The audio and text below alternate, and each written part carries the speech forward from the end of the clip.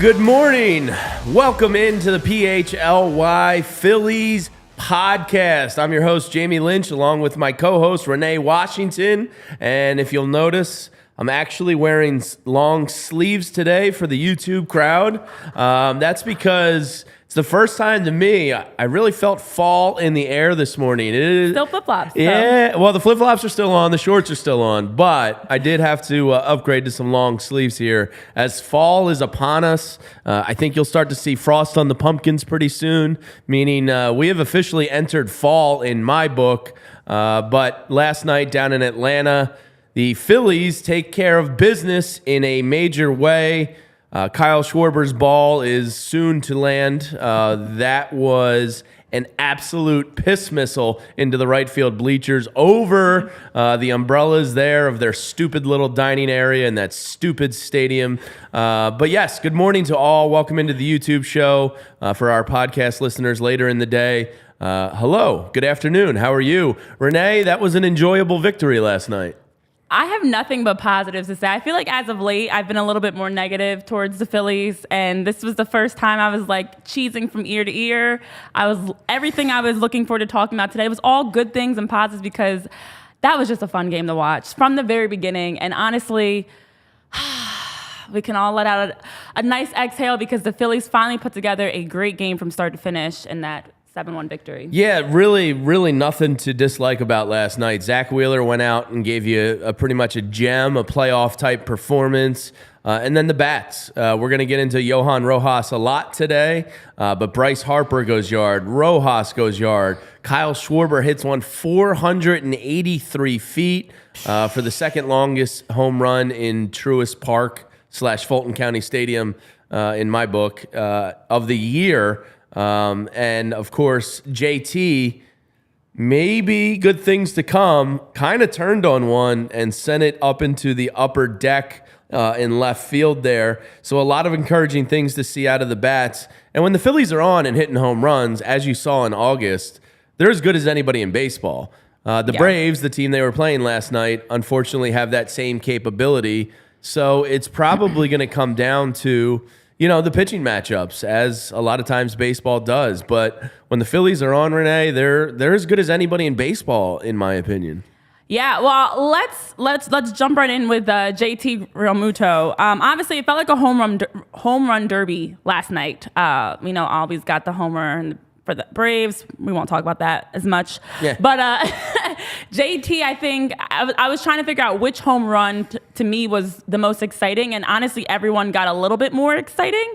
To see Rojas, who we've talked a lot about defensively, and we will talk a lot about defensively today, get a home run. That was awesome to see. In his career, that hasn't been something offensively he struggled at bats. And it's only last second. Night, to get his second career home run, fantastic. But then JT was the moment we honestly made that happen. I'm just going to claim it. It was us. We talked about the virtual standing ovation for JT, saying what do we need to do to help him get over this slump that we've been seeing in September. And JT Realmuto hits that home run. And honestly, he's been talking about consistency and confidence and what he needs to do just to be able to get back to the success we saw earlier where he was hitting homers. And last night, I'm hoping was the start of it. So we thank you, PHLY Phillies crew, all of us. We all did our part to help make that happen because it honestly was fantastic to see that moment. It was like a weight lifted off of his shoulders as he hit that home run. And then it just continued from there. So yeah, if he can continue this trend and continues being able to hit the ball, We started it. I will take credit. We'll take credit for that here, right, guys? Yeah, Tim Williamson in the chat says JT is just continuing on his streak of destroying the ball on the road and absolutely sucking at home. Yeah, I mean, his splits are eye-popping this year. He's a better road player. So hopefully that, will bear fruit in the NLDS round. Yeah. Hopefully down in Atlanta, because it does appear... we'll get into the wild card updates from last night a little bit later, but it does appear the Phillies and Braves are kind of destined for that second round matchup. Yeah.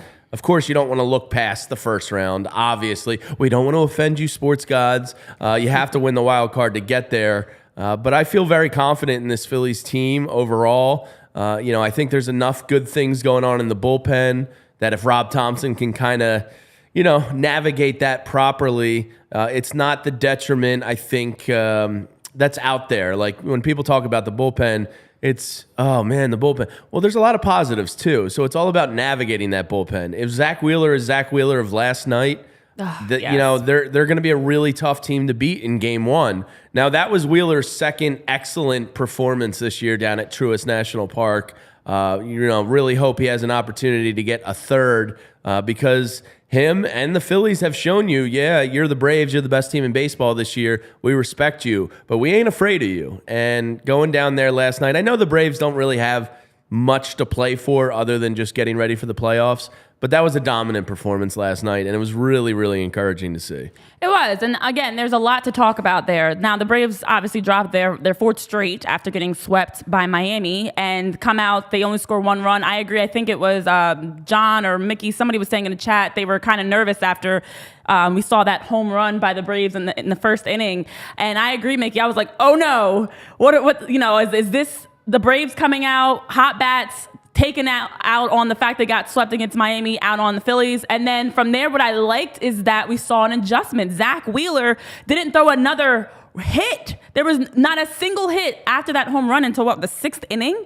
So to see the way that Wheeler adjusted, to see the way that, Wheeler was just through 6 innings pitched, able to just minimize hits, even the bullpen is something we've talked about needing to make adjustments. So even in that moment, I was like, okay, that's another positive. The bullpen overall was solid last night. So to just give up one run against the Braves, who have, as we saw the numbers last night, the Braves and the Phillies, 2 of the top teams in home runs across the league. They have 6 guys or something with 34. Yeah, it's insane. 34 plus home runs across 6 different players is scary. But to see the Phillies to be able to hold them to 1 run, huge positive. And then on the other side, just to see how the Phillies were able to not only get on base, but more importantly, get home runs, which has been fun to watch. It was just... Yeah, and I love you, you Phillies maniacs and sickos in the chat. I see Chris Miller and Philadelphia 9 and a lot of people. Immediately, it turns to Aaron Nola. We're being positive here. We're not talking about Nola right now. I mean, this is life of a Phillies fan. I'm not going to lie. I've been thinking about him. Now, today is a pretty interesting matchup. You get Spencer Strider versus Christopher Sanchez. Sanchez has been tremendous lately. He really has. So, this is a big spot for him. Going up against, a playoff ace here in Spencer Strider, who's had a great year versus the Phillies. So that's another 7:20 start. I will say, as a father that bedtime starts around 7:15, I do prefer the 7:20 start selfishly to the 6:40 starts. 6:40 early in the year, like when school's in session, I get it. Now it's like playoff time. It's a little too early for me. So I do prefer the 7:20 starts down in Atlanta, selfishly. And then, of course, on Wednesday, Renee and I will be doing pre- and post-game duties here at PHLY. And that is the day game, the 12:20 start. And chat, have at them. It's going to be Aaron Nola versus Elder for the Braves. So, look, Nola was... just okay last time, only got 4 2/3, so we'll see what he can do versus Atlanta here. But I think all eyes in Phillies Nation are on Aaron Nola. He is kind of the X factor of the playoffs, because if he is good Aaron Nola, you're going to be a real son of a bitch to face for any team. If he's bad Aaron Nola, that game too, it can dramatically swing a series, because you're probably on the road. If you're playing Atlanta, you will be on the road. And, if Zach Wheeler gives you one, you give it right back. But if he's able to kind of cement that game too after a strong Wheeler performance, that flips the series on its head. Yeah, well, first, before we even jump into that, because you guys are crushing the Victory Tuesday vibes right now. I love the fact, as we were going through this, I love the fact in the chat, everyone's kind of greeting. It's giving me the, oh, good morning, like the hugs around the room, the virtual room, then everybody's saying, hey, Cheese, hey, John, what's going on? And that we're greeting each other. And while we're greeting each other, we already have shifted into talking about Aaron Nola. It's amazing, isn't it? It's amazing how that works. We are 10 minutes into the show. I get it, though. We had 5 home runs last night. It was a 7-1 victory. Zach Wheeler gave up that first inning homer, and then from there was lights out, and the rest of the bullpen did a great job. And yet we're talking about Aaron Nola. We're talking Aaron Nola, seriously. But no, it just honestly, last night's game only heightens our concerns and raises the concerns around Aaron Nola because of the fact that the bullpen was steady. The bullpen held a top Braves team to just 1 run in that home run from Albies all game. Yeah. And the amount of hits that they gave up, I mean, it's just, this is what we've been knowing the bullpen can do. And then when you also look ahead and it's like, well, Aaron Nola will be back soon, guys. Yeah. It leaves you a little bit nervous, but I think that at least, and I'm hoping, Rob Thompson's been doing a better job. We talked about this yesterday of having a short leash. If Aaron Nola's out there, I don't see Nola pitching for more than 5 innings. That hasn't been the case all of September anyways. He's just got to get through that fourth inning. I hate that inning. Fourth innings drop off. It's like me when I bowl. I'm not a great bowler. And I don't like bowling because of this reason, but I'm fantastic in the first couple times I bowl. And then as the game goes on and I get to the later frames, because I'm not saying Nola's not good. Let me clarify that. The stamina is just not there. That is Nola right now. Nola has had a lot of pitches, a lot of starts, leads in starts across Major League Baseball, and it's catching up a bit. And right now, it's other pitchers that are playing better. So, yeah. Yeah, I mean, Ranger's been better. Sanchez has been better. But the reality is, Aaron Nola has equity with Rob Thompson in that clubhouse. Yep. And there's no way they're not going to throw him out there for game 2. Spiral Out just made me chuckle in the comments section. He says, Nola is just saving the Phillies some money in the long run. He's a team player. Yes, and we will get to a team later in the show that has interest, and Aaron Nola at the top of their free agent list, but we'll get to that in a minute. Now, Bryce Harper, I had some Twitter interactions last night, and please follow our show at PHLY_Phillies. If you're in the YouTube chat, like and subscribe to our channel. That helps us out a lot and helps us stay employed here. So we appreciate all of that from you nut jobs out there. But, a couple people were going, yeah, Bryce Harper's got to play first base every day. I fully believe come playoff time, he is your everyday first baseman. I don't think there's any doubt about that whatsoever. I think they're just kind of pacing him until you get to the playoffs. But his transition to first base, him and Turner just missed on a play last night by like a nipple hair that was really close to a nice play. And he, sorry, did I catch you off guard with that one? What the hell? Not a nipple hair. Yeah, well, they're tiny. So, Bryce Harper's transition to first has been unbelievable. He looks like he's been playing first his entire life. And now this is something you have to consider, with the emergence of some of the youth in the outfield, and you still have Castellanos.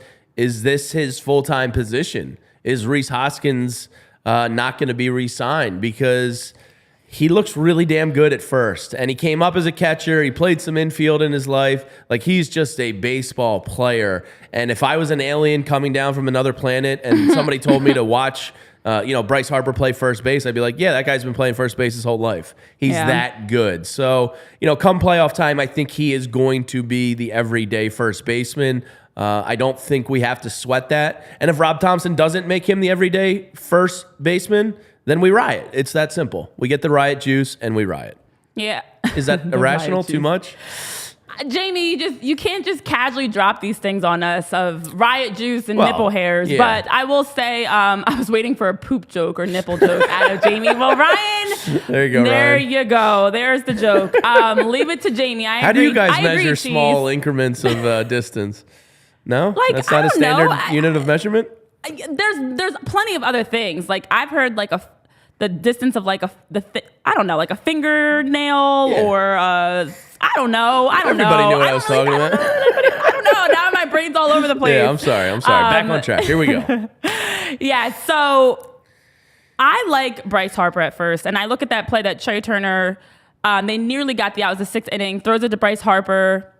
It was safe. It was very close. This is what's going to happen. Jeez. But I think that just the chemistry, the awareness, what Bryce Harper does of just being able to react quickly. And I like Bryce Harper at first. I think it does lead to some other questions. It is unfortunate that because of that injury Rhys Hoskins had with a torn ACL, we had to see this happen. Bryce had to learn on the fly. I remember in the early parts of the season, Bryce was getting all the first base reps and everybody was watching before Bryce officially got back into playing games. And we wondered how Bryce Harper would step into first base. And that was a big question mark. His health, first base play. Well, both are fine. And Bryce Harper looks fabulous there. So I do think that it might lead to some possible adjustments in the future that we're not ready to have those conversations right now. It's an all-season discussion, but it is, but it does make you wonder. Good at it. It makes you wonder. Yeah, I mean, if you could get Bryce in first and, kind of, I don't know. Rhys Hoskins is going to get some money on the open market. 35 home runs and 100 RBIs don't grow on trees. So that's obviously, an off-season discussion, but I've been thinking more and more about it with his play at first. And, that was a great reach on the Turner play last night. It was. He really, he had a sliding catch in foul territory, the one where he dove over the dugout. Like it's this the dude. Athleticism. Yeah, this dude is just a gamer. Yeah. And I have to wonder how much they're thinking about it, just taking it easy on his body and arm, because I would have to think playing first is a little physically easier as long as you're doing your splits and your plyometrics and all that. Yeah, stay flexible. Than playing right field and running into walls and diving around and throwing rockets from the outfield all the time. So, just something that entered my mind last night as I was watching the game.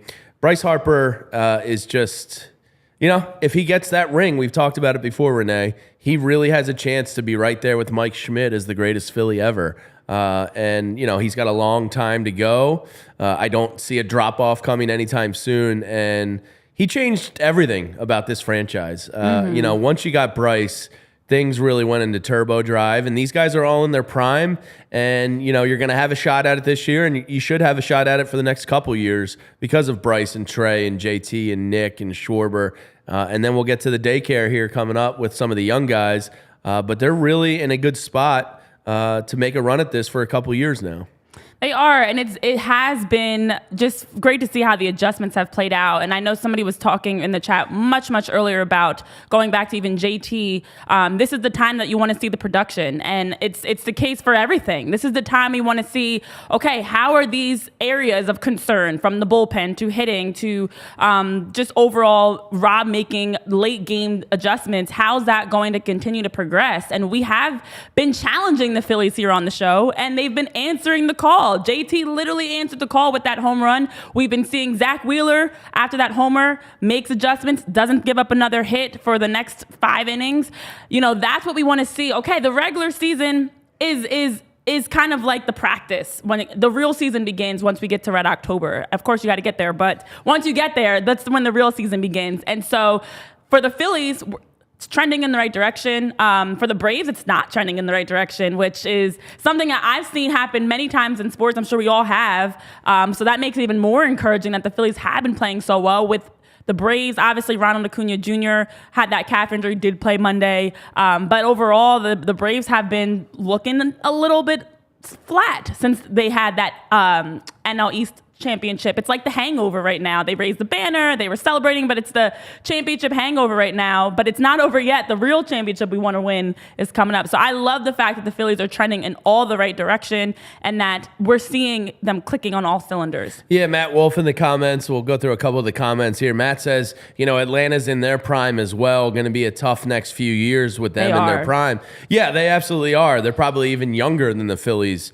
They are younger than the Phillies with Riley and Acuna and Albies and Strider and Fried. They're a younger version of the Phillies. So, hopefully that old man dad experience and strength pays off for the Phillies. It certainly did last year for them. But the Phillies have some youth coming up. And look, the farm system, again, this is an off-season discussion, but there's some really exciting prospects now all of a sudden in Phillies land, which is something we haven't been able to say for a decade. So kudos to Dave Dombrowski and the front office. You know, in previous lives in media, I used to scream, just get somebody from the Tampa Rays. They constantly find talent. They constantly develop their farm system, and they do it on the cheap. And Dave Dombrowski and his staff went out and did that. You know, they got Press Mattingly. They've really revamped their minor league system. So not only are these guys in their prime, but there's an influx of talent coming up behind them for the first time in a long time. And we're going to talk about one of those guys in a little bit here. But it's a really, look, even if you don't win the World Series this year, it's about the journey, right, guys? But this is, you know, that was a dark decade of Phillies baseball from 2012 to like 2021. Or 2011, I guess I should say, because that ended in heartbreak. It's turned, and there's brightness on the horizon, and it's just an overall great time to be a Phillies fan right now. It is a great time to be a Phillies fan, and it's a great time to see certain players like Johan Rojas being able to step up. I know that was mentioned in the chat as well. I think it was Rudavad that was saying that Marsh should be starting in left and Rojas in center from here on out. We've got to talk about Rojas, but first let's talk about FOCO, because FOCO provides you with the leading sports and entertainment manufacturing of any sort of apparel, toys, collectibles, whatever it is that you're looking to purchase. FOCO's got you covered. They make it easy. They have great prices, and you can head on over to FOCO, F-O-C-O, and use the code PHLY when you are checking out to get that discount. That is a 10% off discount when you use code PHLY. Producer Tyler's going to drop the code on the screen for you in a moment so you can check that out. And you can use PHLY. Now, we keep it simple for you. It's the same code for all of our discounts for all of our different outlets you can look at. And again, it's FOCO, FOCO. You've got that code for 10% off whatever merchandise. Now, let's talk about who hasn't been off at all. Rojas, defensively. Now, last night gets just the second career home run, which was beautiful to see, which ignited the flame of the following home runs that we saw from the Phillies. Yeah, his first one was off a position player. So let's count last night as his first real major league home run. It does go down as his first officially. But look, we saw Rojas get the call up back in July. The rookie has done a good job defensively, but then as of late has been on a tear with what we've been seeing from the statistics, from just you talk athleticism. He's Johan Rojas. He's the fastest kid alive. I was going to say the speed, the ability to read the ball and anticipate where it's going and to get there. He's like the Flash out there. Yeah. Of just zipping all over the center field. And the springy, that's where that youth comes in. He's springy, he's quick, he's got that explosive first step, and it's been paying off. And it has led us to some major questions of, with Rojas playing so well at center field, is it time to start making those adjustments that we've talked about? And I know in the chat it's lighting up right now. Johan Rojas baseball is life, Jamie. I like That's a shout out to what's his name? The show Ted Lasso. Yes, Soccer is beautiful. Yeah, Tyler Zuli, our producer here, posed this in text last night to us, and he said, you know, is it time to just make him the everyday center fielder? And right away we were both like, yep. It is time, and Tyler made a graphic about his defensive capabilities, and if you take a look at it right now, for the YouTube viewers, podcast listeners, you're going to have to just listen to my sultry voice describe this to you, but basically, it's a list, and Johan Rojas right now is 14th in baseball with 14 defensive runs saved. Now, you might be thinking like, oh, okay, that seems good. Well, the guy that's leading it is Dalton Verho, and he has 26 runs saved, but in almost 1,200 innings. Johan Rojas at 14th has 14 runs saved, so 12 fewer runs saved in 310 innings. Now, Matt Gelb from The Athletic wrote a story today about just this. And yes, it is time to make Johan Rojas and it appears he is, the starting everyday center fielder. Brandon Marsh is going to be your left fielder, Schwarber the DH. And this is only going to be able to be done when what we talked about earlier happens. Bryce Harper has to be your everyday first baseman for this to work. So you might not see it every day leading up to the playoffs, but I think once the playoffs get here, it's pretty well established that Johan Rojas gives you the best chance to win And it's not like you really need his offense, even though his offense has been sufficient. As your 9-hole hitter, it's almost like a kind of a leadoff hitter at the bottom of the order again, because once his speed gets on the pass, every pitcher that's up there is going to be thinking about him. So I don't think there's any arguments here from Renee and I. Johan Rojas starting everyday center fielder. And what I like most about that graphic and that image that Tyler just showed on the screen is, as you mentioned, the top of the list, but more importantly, the next closest is like 900 innings that was played in. So he's breaking the metric. Yeah, he's played in a third of the next closest in terms of innings, and production-wise is in the top 15 across the league.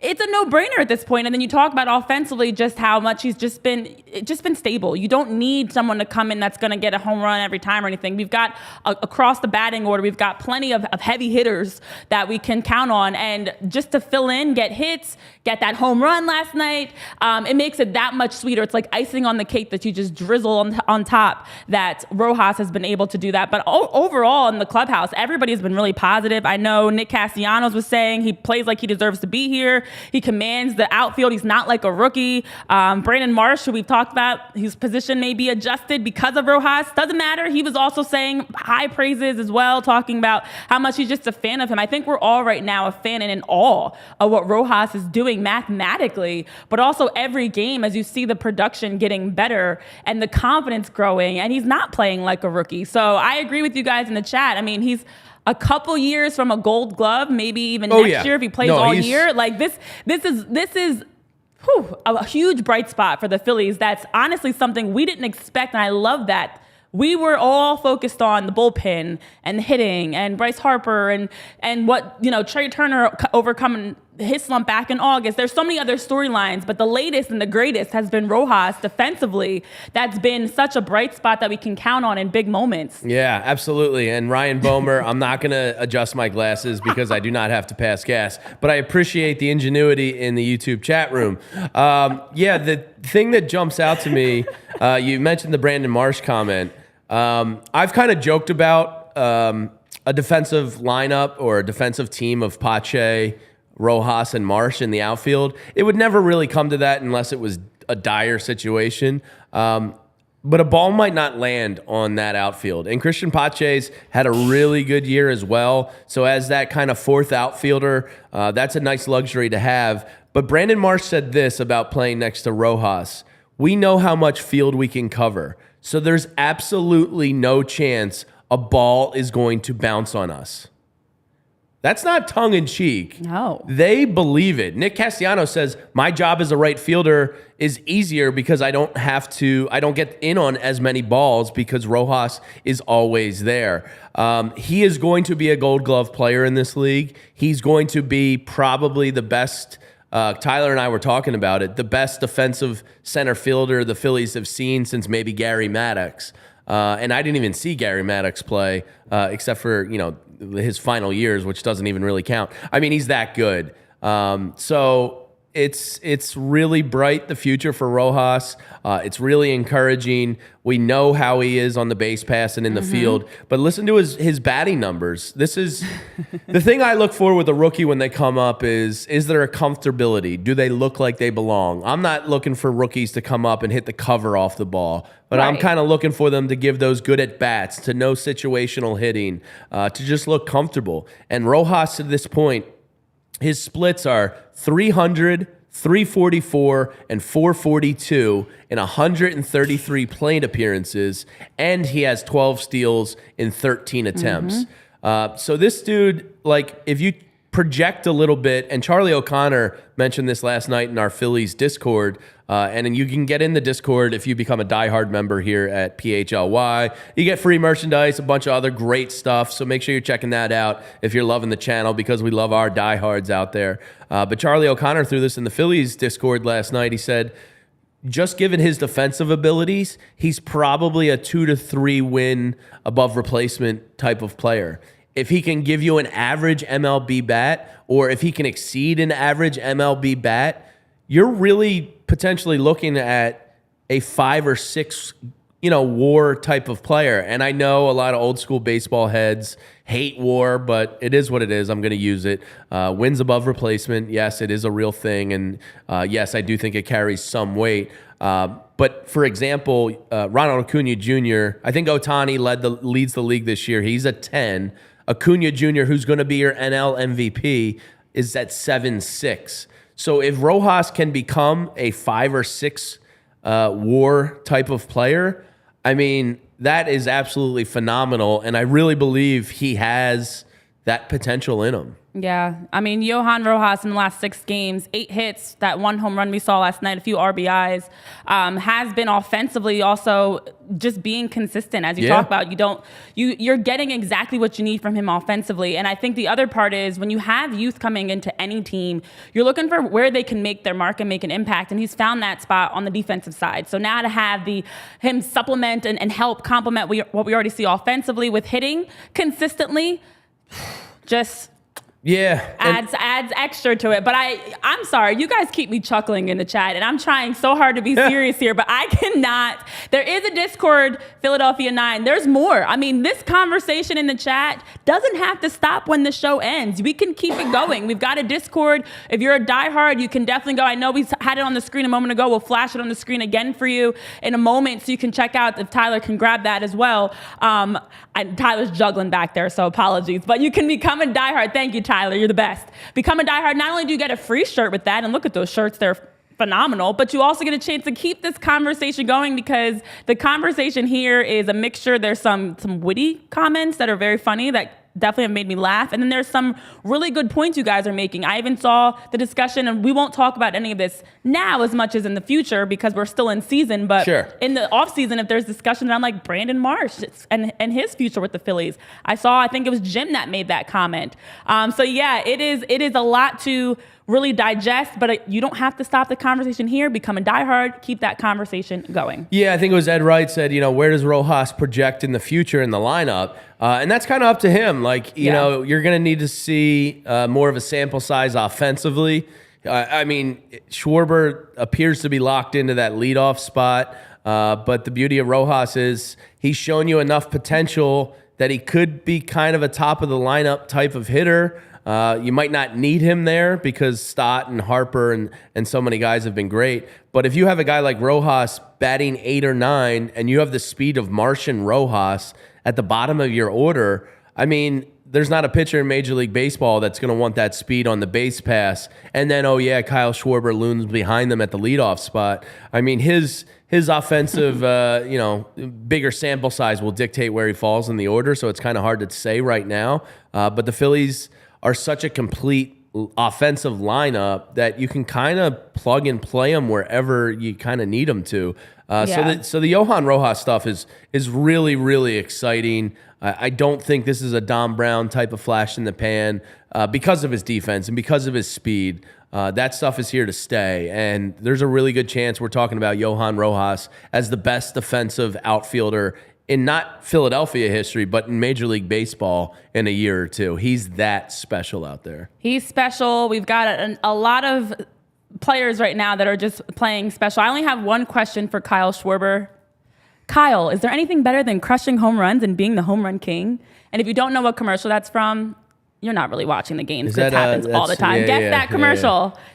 The Cure Auto, right? Ding, ding, ding, ding, ding. But it makes me laugh every time I see it because the commercial is just funny. Not to give a shout out to Cure Auto Insurance, but well, Cure Auto, get your ass over here and start advertising with us for sure. Renee loves Cure Auto. That commercial just makes me laugh every single time. But Kyle Schwarber just, that home run. Prior to that home run, had the question that I was asking myself of which home run have I enjoyed the most? And then Kyle Schwarber said, I've got the answer. God. It's mine. Hits a ball to the moon, as we saw. As we talked about already, the longest personal home run of the regular season for Kyle Schwarber, obviously second to last year's postseason one out in San Diego. The second longest ever at Truist Park. Kyle Schwarber bombs continue to fall, and that one was But my favorite, each one had its own reason. Rojas was the moment of like, not only is he getting it done defensively, but also he can hit homers too. JT was like, we've been rooting for you. Welcome back, JT.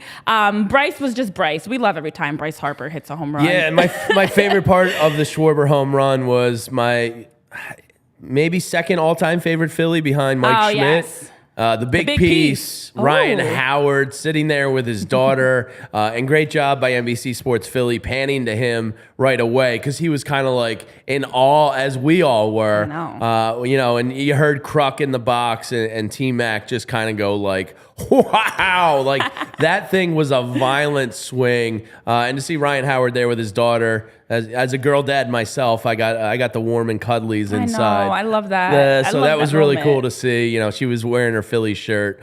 To do it in front of the big piece was pretty awesome. Kyle Kairos, we all try to embody a little bit of Kyle Schwarber. I love that you said you look like Kyle Schwarber to your kids when playing wiffle ball. When you hit it about 30 feet, that's right. Hey, listen, that's an Schwarbomb. Yeah. I don't know what you say when you hit it, but that's... So my daughter last year during the playoff run was 3.5. So her saying she would always say would be, Schwarbomb, go Phillies, fanatic. Those were the three things she would say when I'd tell her in the morning, hey, the Phillies won, or whatever. Man. And she'd always say, Schwarbomb, go Phillies, fanatic. And I'll remember that forever. So Schwarbomb is forever tattooed on my dumb brain. Yeah, you guys, this is great. I love it. It's been a lot to see all the adjustments, the homers. It's been a lot of fun to watch. And honestly, I can't say enough. Like I was like coming into today, like trying to find something. Obviously, today's a new day. The sun rises again. There's another game tonight. Hopefully the Phillies can keep this going. It's like, just let's do this for 2 more games. Yeah. After last night, let's not drop off. But, and with the games continuing to go on, you can hop in with DraftKings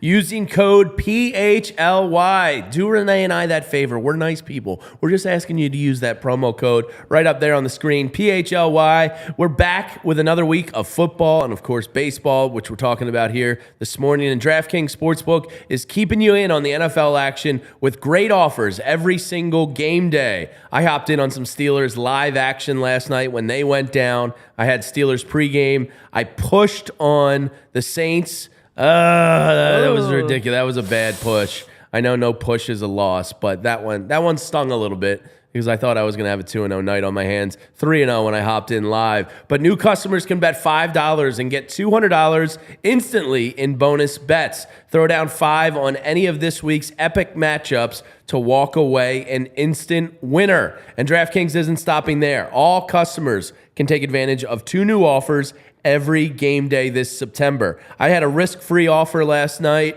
a $10 free play, basically, and then I had another offer that I was able to take advantage of, a 50% profit boost.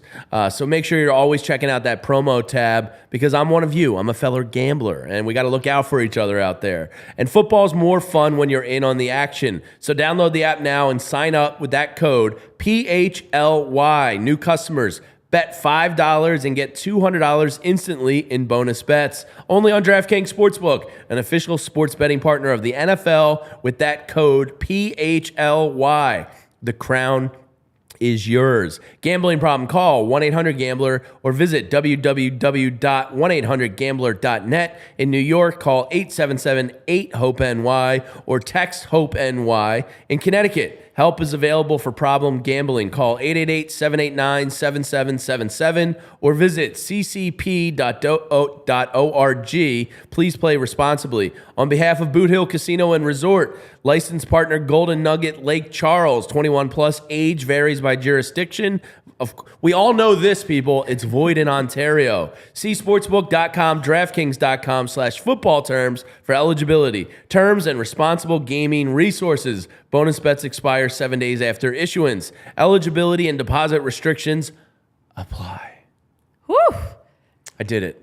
You did it. Well, welcome to everybody that's joining us here on PHLY Phillies podcast. I know we've got some new friends in the house. Matthew Torman, welcome. Spiral Out and Christy S. You guys are some of our familiar faces that have been back. I see some new faces, Christy some new loves blood beers. mixing into the mix. Listen, I actually have a little bit of a surprise, and hopefully if this is your first time tuning in, you're going to enjoy this surprise, and it won't be your last time tuning in after this. Is this a surprise for me too? It is a surprise. So full disclaimer, Jamie doesn't know about this either. Okay. I just dropped it in as a surprise. And I'm actually extremely nervous for the surprise because I don't know how it's going to go over, but we'll see. Well, so, sometimes failures are the funniest things. Yeah, I mean, look, yeah, sure. So let me just say this, full disclaimer. As the game was progressing on, and I was sitting there sipping on my glass of wine, eating some cake, because I still have a bunch of birthday cake left over, and I've been eating it every single day. The cookie cake, right? Cookie cake. I have two cakes actually. That's I have a weakness cookie cake for and me. I have a regular cake. Oof. Oh, it's trouble. So it's real quick, let me with a nice glass of milk. derail here. What's your top cake? If you had one cake. I'm a classic person. I love a nice buttercream icing, vanilla cake. Definitely that's my go-to. Okay. Don't get creative with it. Like a red velvet's cool and all, or all the different other flavors. I like it simple. I think this might be a hot take. Maybe. I don't know. You guys can tell me. Oh, no. I think I go ice cream cake one. Oh no, because Those sometimes cookie it's too crumbles in there cold. are like crack. I love it. Listen. I love all things cake, cookie cake, ice cream cake, cupcakes, donuts. Is that hot to go ice cream cake one?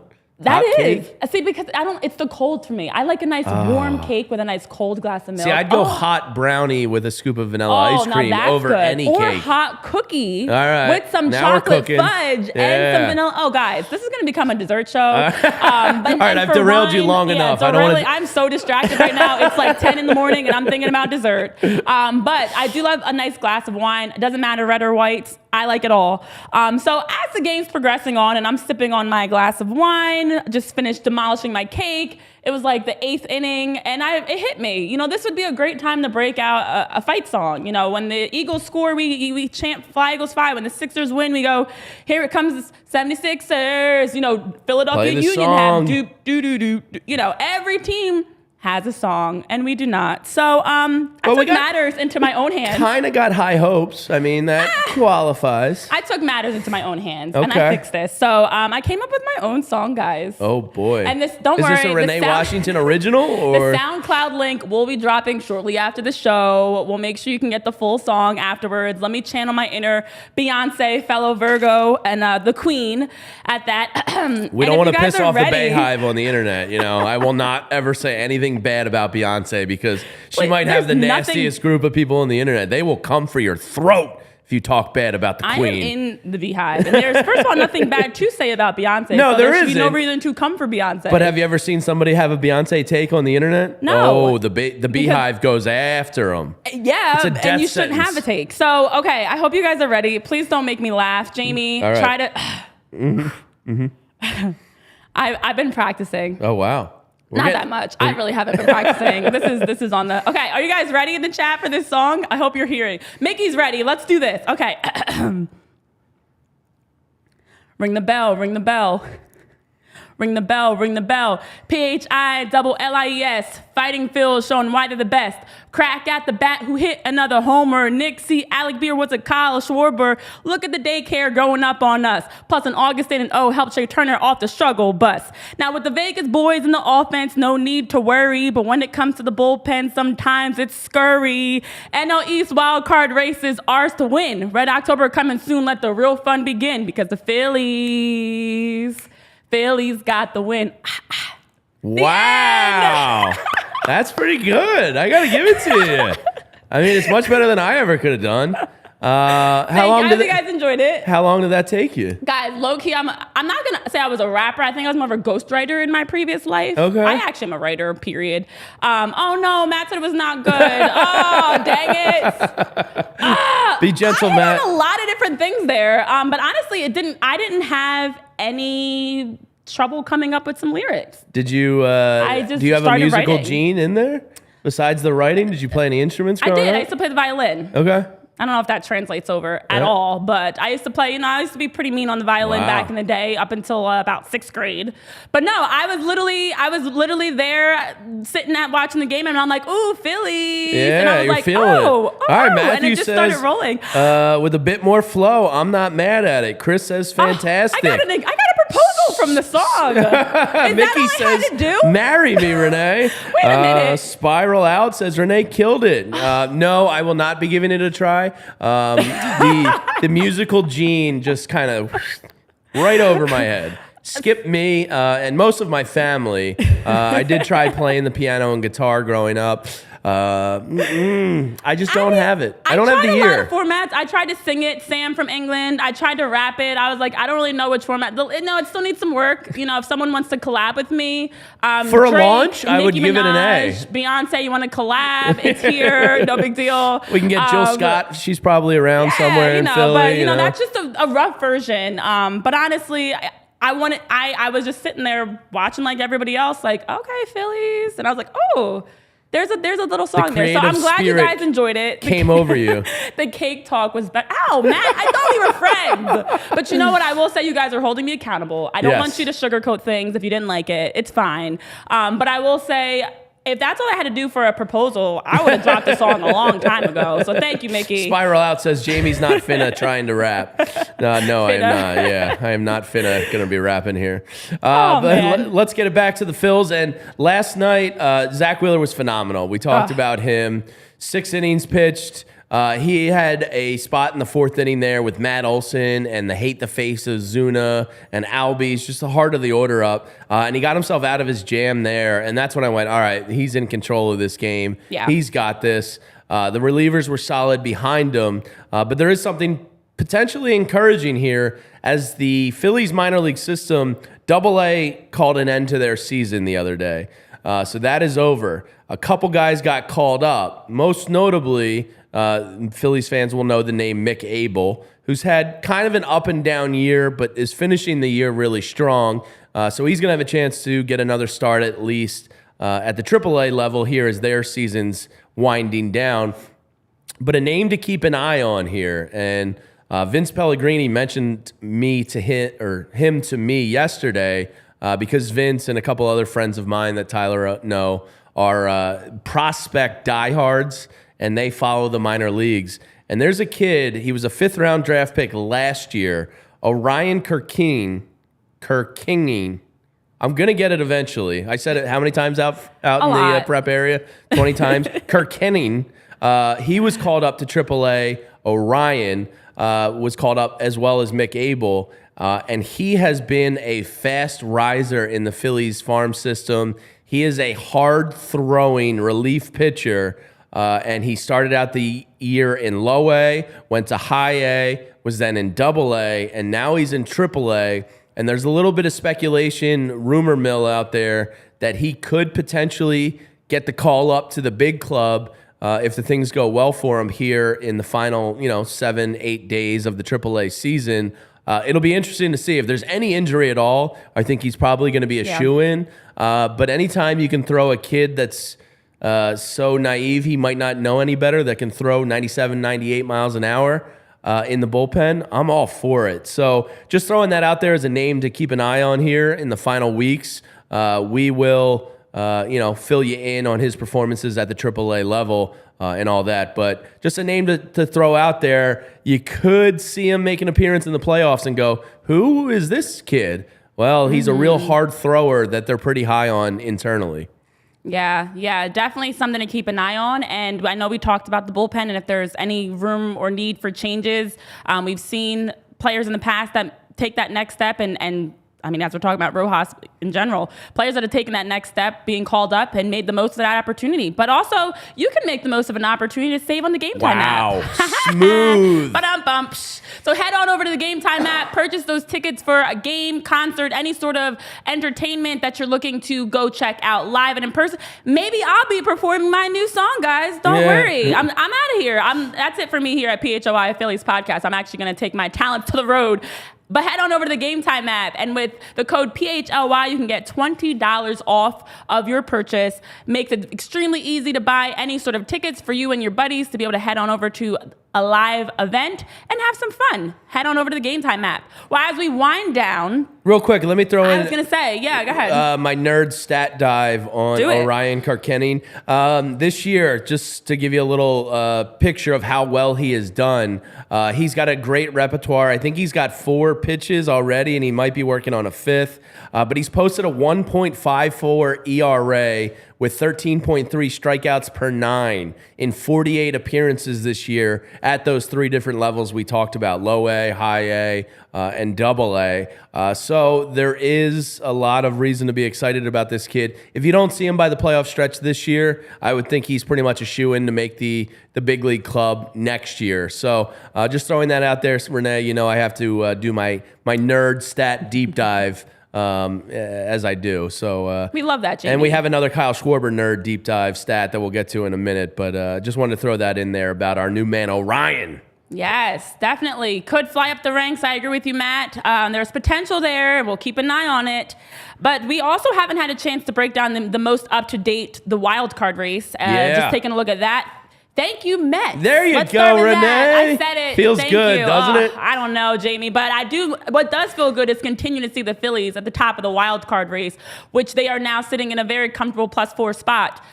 We've had some help along the way, but the Phillies, as long as the wins keep rolling in, that wild card spot remains ours. Yeah, and last night the Mets give us a nice 2-1 victory over the Marlins. The Reds beat the Twins. The Arizona and San Fran weren't in action. They resume again tonight. The Brewers went down, but they pretty much got the Central locked up, more or less. Yeah. So, you know, the Padres, they're basically out of it. So, you know, it was a good night in the wild card standings. Anything to get the Marlins further and further down the list is A-OK in my book. But the interesting one is going to be the Giants and Diamondbacks going head-to-head starting tonight. Because, you know, the Giants, this is their opportunity with 11 or 12 games left, whatever it may be. They're facing off against in a series versus the team they're chasing in their division. So this is essentially a playoff atmosphere for the Giants and the Diamondbacks, and it should be a pretty good series and one we'll be paying attention to. Yeah, it becomes like a play-in game series in that yeah. sense, which makes it that much more exciting that they can duel it out against each other on the field, head-to-head in the diamond versus having to, like, wait and see what other people do. And we love when teams and players have the chance to control their own destiny and make that happen. Well, last night at Truist Park, we just can't continue to reiterate the excitement around the fact that the Phillies hit 5 homers. It was just the 4th time this season they've done that. The most home runs at Truist Park that's happened. And then they go on to win 7-1. And, of course, a big part of that, Kyle Schwarber, as we've touched on. Good. Got to give the stats on Kyle Schwarber because he is good. We've questioned if he should be the leadoff, and he's answered that call as well. Yeah. Don't move him from that #1 spot. This was courtesy of Ryan Lawrence, who was a Phillies beat reporter for a long time, and he said with his next RBI, so this is something to pay attention to tonight, especially if he sends one into the bleachers again, he will have 100 RBIs on the year to go alongside 45 home runs, 100-plus runs scored, and 100-plus walks. In 141 years of Phillies baseball, there's only been 3 such players to go 45, 100, 100, and 100. Those players, Renee, I believe you've heard of these guys. That would be Mike Schmidt, who's in the top left of this awesome graphic we have. This guy named Jim Thome, who's in the top right there, another power hitter. And then this guy, Ryan Howard, who was at the game last night, watching Kyle Schwarber send a moonshot into right field. In the history of baseball, there's only been 14 of these guys. And Kyle Schwarber is he's going to get it. He's about to become the 4th ever Philly to put up that amazing stat line. And I do kind of feel foolish about complaining about him being a leadoff hitter ever. It's still weird to me, but it is what it is when you put up a historic baseball season and become one of only 15 people in the history of the game to do it. I will put on the cone of shame gladly. But it's kind of remarkable, the production Kyle Schwarber has given you. Well, Jamie, you are not the only one. I agree with what Matt Wolf is saying. A month ago, pretty much everybody was complaining about Schwarber in the leadoff spot. And I'm you know what? I'm okay with every once in a while challenging players and having them step up to the plate and raise the bar. And Kyle Schwarber has done exactly that with the amount of home runs. I think it saw 10 leadoff home runs this season. I mean, the they numbers, might be 10-0 there too. I think. Yeah, I mean, the numbers that Kyle Schwarber has been able to come back to us with has completely given us no reason at this point to question Kyle Schwarber in the leadoff spot. I'm done. So I'm fine. I give up. You know what, Kyle? You win this one, and this is one. It's one of those like win-win situations where we were wrong, we can admit we were wrong, and we are happily wrong. I just wanted him in the heart of the order to get more RBIs, but clearly with the way 7, 8, and 9 has gone for the Phillies this year with the daycare kind of emerging, he's still getting more RBI opportunities than he was last year. You know, Mickey Durkin in the chat says, more home runs than singles is just insane to me. Yeah, it's absolutely effing bonkers when you think about it. It's hard to fathom somebody has more home runs than they do singles. But here we are, you know, his numbers continue to just kind of blow me away a little bit. And that power last night and the home run in San Diego last year in the playoffs, those type of big booming, big boy home runs, those are momentum shifters. Oh, yeah. Because that's demoralizing to a pitcher. When you get one taking almost 490 yards, that invigorates the Phillies clubhouse and dugout, and it kind of demoralizes that pitcher. So, you know, look, he's one of the most beloved guys in that locker room. He's a leader of this team, and it's been a freaking tremendous signing by Dave Dombrowski. Yeah, and it just sets the tone for the game. I mean, as you guys are saying, which we all know, the leadoff is only once a game. I don't know if anybody had that confused because I don't know why you would. But, you know, to start the game off with a home run, to start the game off with Kyle Schwarber, at first we were all questioning, and it has been a little bit more than a month, but for Kyle Schwarber to set the tone early and the Phillies have a chance to start off winning up a run versus trailing a game, hey, we'll take it. And honestly, now the question is, after last night's 7-1 victory, after the bats were hot, 5 home runs, what will the Phillies look like tonight? I know we took a look at the overall series preview. We had that on display for the show yesterday. But looking at tonight, do the Phillies continue with this hot streak? Is it going to be a change? Are they going to have us after we've been so excited? Then is there going to be a drop-off tonight? I don't know. What do you think, Jamie? How are you feeling heading into tonight's game? It's an interesting pitching matchup. You know, Christopher Sanchez, that's always what I start with when I'm looking at a game, as does anybody that's ever gambled. Not revolutionary there by any means. But it's Christopher Sanchez versus Spencer Strider. It's a pretty good pitching matchup because Sanchez has been great lately. The Braves are a big favorite right now on DraftKings. Naturally so. I still think Sanchez is getting a little undervalued by the books there. Yeah. The Phillies are plus 180 on the money line tonight. Braves are minus 218. Now, the realistic Jamie is saying the Braves win tonight. But the gambling Jamie says Sanchez still a little bit undervalued, and I wonder if Strider really wants to physically tax himself. So, you know, they're all about getting to the playoffs. This is an important game for the Braves. So I think it's a little bit too much value on the Braves. Tyler, give me a thumbs up if you agree in there. Minus 218, a little pricey for the Braves tonight, just because Strider might just want to get out of there healthy more than anything else. Tyler agrees. That's a thumbs up. An immediate thumbs up. In time, we will, see and hear from Tyler. But the gambler in me wants to take the Phillies at plus 180 because that's a pretty sweet number. I might be reading too much into that Strider thing. He's still a beast. The better in me wants to take the Phillies plus 180. Realistic baseball, Jamie says the Braves win, but the gambler says let's giddy up and go. Giddy up. I don't know, Jamie. I mean, we've known notoriously that it's been after Sanchez pitches that the Phillies come back and win. But I think I would love to see obviously we'd love to see the Phillies win, but I would love to see the Phillies continue off of last night and come into today, get the win. Obviously, we've talked about this overall series for the season is going to the Braves, but to be able to close that gap and at this point of the season to be able to walk away from the series with 2 wins, I think it'd be great to start off 2-0 in this series versus splitting tonight. So I'm going to go with the Phillies with the hopes of this is a team that's ready to continue to show last night was not a fluke. what we've seen in the past was not a fluke. They can be consistent. They can continue to get home runs. The bullpen, starting with Sanchez, can be solid throughout, minimize how many hits they're throwing, and the amount of at-bats overall. But I think that tonight it goes to the Phillies. Yeah, all right, yeah, nice. It's a good gambling line at plus 180 there. To the people in the chat, shout out Dom and Will and Casper the Ghost and Greg and all you people. Casper. Yes, Casper, I like that. Excuse me. That is Tyler Zulli. We knew each other from a previous life. He will be a part of the show here. So shout out, yes, Tyler Dom Zulli. Lewis putting the full government out there. I know it. Tyler Zulli, yes, indeed. And another thing that makes me feel a little encouraged, not only about tonight, but heading into the playoffs, the September ERAs for teams. Oh. The Braves are leaking a little bit of gas here. The Phillies kind of find themselves in the middle of the pack with a 4.63 team ERA. The Braves in the month of September, they're all the way up at a 6.21 team ERA. So they are leaking a little bit of oil here down the stretch. It might just be because they want to, get ready for the playoffs, and that's all that matters. Or it might be, a long season of, I don't want to say overachieving because they're really good, but of great baseball. Maybe it's just, coming back down to earth a little bit.